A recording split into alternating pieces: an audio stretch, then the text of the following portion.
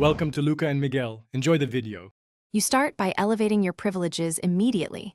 Log into an admin account or enable the built-in administrator and open an elevated command prompt. Once done, boot safe mode if a process blocks changes.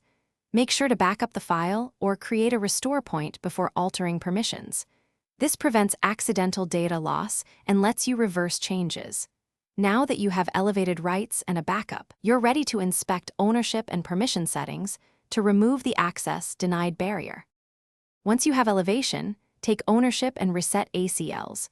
Run takeown for the file or folder with recursive flags to assume ownership, then use iCackles to grant administrators full control and propagate changes. If a file remains locked, identify the process, stop it in Task Manager, or use a handle utility to release the lock. Make sure to rerun iCackles after stopping processes so permissions apply cleanly. These steps replace problematic ACL entries and restore your ability to access or modify the resource.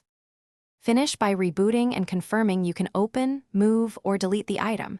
Test basic file operations to ensure resolution. Once confirmed, tighten permissions back to least privilege by removing broad administrator grants and applying intended user rights.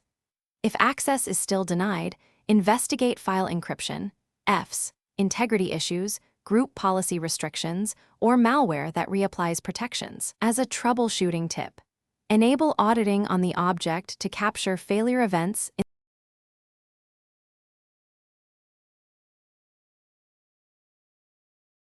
Thanks for watching and please subscribe. It's the best investment you'll ever make.